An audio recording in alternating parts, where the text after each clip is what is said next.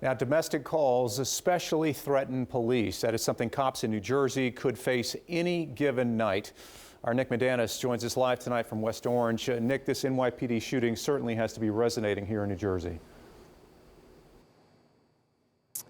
Yeah, Kurt, any cop will tell you the dangers of a domestic call. Police practically flying blind, going into someone's home, not knowing who they are or what they're capable of.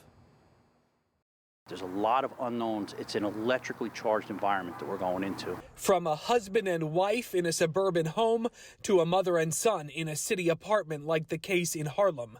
And while 911 dispatchers try to provide guidance, it doesn't always keep up with a fast-moving scene. Sometimes it can manifest itself differently on scene, and you kind of work through those challenges. These cops do it routinely. One of the biggest challenges, they say, a person's mental state.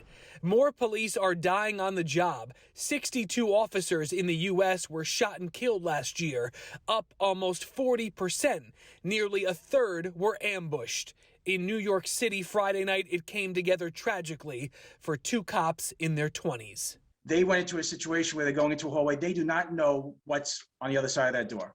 And I think that would have been the case whether it was a 1-year or a 20-year officer. He says he learned in the academy domestic calls and traffic stops were most likely to leave him injured or worse. So that was the training 30 years ago. And unfortunately, it's still the same.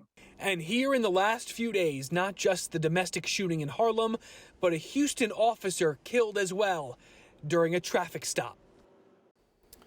Nick, we're nearly 2 years into the pandemic. Can't help but wonder, does that play a factor in this as well? Yeah, Kurt, state police numbers are before the pandemic, but we know domestic clashes have increased, one shelter telling us, by as much as 50% in terms of calls to that shelter. We know gun violence has increased in New Jersey cities. That, with COVID, Kurt, all adding strain to the police.